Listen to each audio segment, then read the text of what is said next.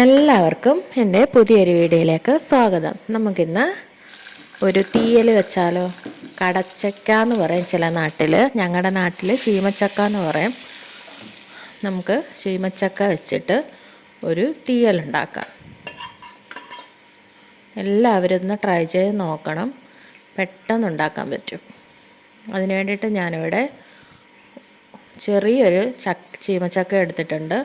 നന്നായിട്ട് ഇതുപോലെ കനം കുറച്ച് അരിയണം. പെട്ടെന്ന് വേവുന്നതാണെങ്കിൽ കുഴപ്പമില്ല, വേവാത്തതാണെങ്കിൽ കനം കുറച്ച് അരിയണം.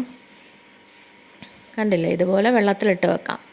വെള്ളത്തിലിട്ട് വെച്ച് ഒന്ന് കഴുകിയെടുത്തതിന് ശേഷം നമ്മൾ തീയൽ വെക്കുന്നത് ഏത് ചട്ടിയിലാണെന്ന് വെച്ചാൽ നമുക്കത് ഇട്ട് കൊടുക്കാം.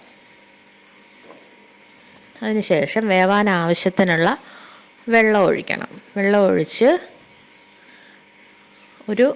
ഞാനിവിടെ ഒരു അരമുറി സവാള എടുത്തിട്ടുണ്ട്. സവാള നമുക്ക് ഇതിലേക്ക് അരിഞ്ഞ് ചേർക്കാം.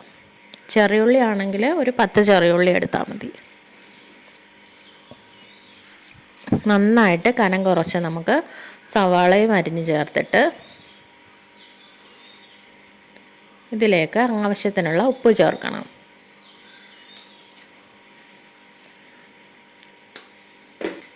അതിനുശേഷം നമുക്ക് ആവശ്യത്തിനുള്ള മഞ്ഞൾപ്പൊടി ചേർത്ത് കൊടുക്കാം. അതിനുശേഷം നമുക്ക് അടച്ചു വെച്ച് നന്നായിട്ടിതൊന്ന് വേവിച്ചെടുക്കണം. അത് വേവട്ടെ. അത് വേവുന്ന സമയം കൊണ്ട് നമുക്ക് തേങ്ങ വറക്കാനുള്ള തേങ്ങ ഞാൻ ചെറിയ ജാറിലിട്ടൊന്ന് ക്രഷ് ചെയ്ത് വെച്ചിട്ടുണ്ട്. അത് നമുക്ക് നന്നായിട്ടൊന്ന് വറുത്തെടുക്കണം. ഞാൻ തേങ്ങ ഇട്ട് കൊടുത്തു. അതിന് ശേഷം ചെറിയുള്ളി ഉണ്ടെങ്കിൽ ചെറിയുള്ളി ഇട്ട് കൊടുക്കാം.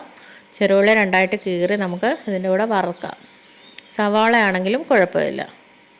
അതിന് ശേഷം ഞാനിവിടെ 1 ടീസ്പൂൺ പെരുംജീരകം ഇട്ട് കൊടുക്കുന്നുണ്ട്. പെരുംജീരകം എന്ന് വെച്ചാൽ വലിയ ജീരകം. അതിട്ട് കൊടുത്ത് നന്നായിട്ടൊന്ന് വറുത്തെടുക്കണം. നമ്മൾ തീയലിനൊക്കെ വറക്കുന്ന പോലെ തന്നെ നന്നായിട്ട് വറുത്ത് കൊടുക്കണം. കറിവേപ്പില ഉണ്ടെങ്കിൽ 2-3 കതിർപ്പ് കറിവേപ്പിലയും കൂടെ നമുക്ക് ചേർത്ത് കൊടുത്ത് നന്നായിട്ട് വറുത്തെടുക്കാം. കണ്ടില്ലേ, ഇതേ ഒരു അളവിൽ നമുക്ക് നന്നായിട്ടൊന്ന് വറുത്തെടുക്കണം. ഒരുപാട് കരിഞ്ഞും പോകരുത്. അതിനുശേഷം നമുക്ക് ഒരു 2 ടീസ്പൂൺ മല്ലിപ്പൊടി ഇട്ട് കൊടുക്കണം. അതിനുശേഷം ഒരു 2 ടീസ്പൂൺ മുളക് പൊടി ചേർത്ത് കൊടുക്കണം. നന്നായിട്ടൊന്ന് മൂപ്പിക്കണം. നമ്മൾ ആ പച്ചമണമൊക്കെ ഒന്ന് മാറുന്നവരെ ലോ ഫ്ലെയിമിലിട്ടിട്ട് നന്നായിട്ട് മൂപ്പിച്ചെടുക്കണം. അതിന് ശേഷം ഒന്ന് ആറിയ ശേഷം നമുക്കിത് കണ്ടില്ലേ, ഇതുപോലെ നന്നായിട്ടൊന്ന് അരച്ചെടുക്കണം. ആറിയ ശേഷം അരയ്ക്കാവൂ. നന്നായിട്ട് എണ്ണയൊക്കെ തെളിഞ്ഞ് വരും. അങ്ങനെ അരച്ച് വെന്ത കടച്ചക്കയിലേക്ക് നമുക്കിതൊന്ന് ചേർത്ത് കൊടുക്കണം.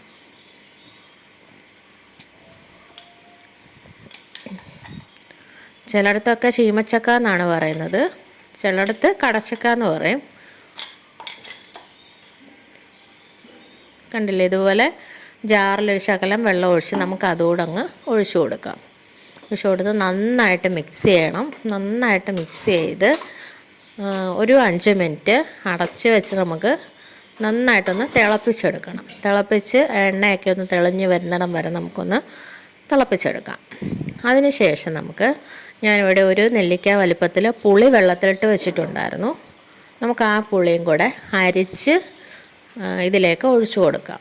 പുളി അരിച്ചൊഴിച്ച് കഴിയുമ്പം പിന്നെ അധികം തിളപ്പിക്കേണ്ട ആവശ്യമില്ല.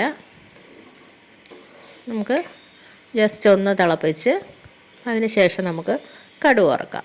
കടുക് താളിക്കാനായിട്ട് ഞാനിവിടെ ഒരു പാൻ വെച്ച് കൊടുത്തിട്ടുണ്ട്. അതിലേക്ക് വെളിച്ചെണ്ണ ഒഴിച്ചു കൊടുത്തിട്ടുണ്ട്. അതിന് ശേഷം കടുക് ഇട്ട് കൊടുത്തു. അതിന് ശേഷം കറിവേപ്പില ഇട്ട് കൊടുത്തു. വറ്റൽമുളക് ഉണ്ടെങ്കിൽ വറ്റൽമുളകും ഇട്ട് കൊടുക്കണം. അതിന് ശേഷം നമുക്ക് കറിയിലേക്ക് ഒഴിച്ച് ഒന്ന് താളിച്ചെടുക്കാം. എല്ലാവരും അതൊന്ന് ട്രൈ ചെയ്ത് നോക്കണം. എല്ലാവർക്കും ഇഷ്ടപ്പെടും. പെട്ടെന്ന് തയ്യാറാക്കാൻ പറ്റുന്നതാണ്. ചെമ്മീനൊക്കെ ഉണ്ടെങ്കിൽ ചെമ്മീനും ഈ കടച്ചക്കയും കൂടെ ഒന്നിച്ചിട്ട് വെക്കുന്നത് നല്ലതാണ് തീയൽ വെക്കാനായിട്ട്. എല്ലാവരും ട്രൈ ചെയ്ത് നോക്കണം. എല്ലാവരും സപ്പോർട്ട് ചെയ്യണം, സബ്സ്ക്രൈബ് ചെയ്യണം. Thank you.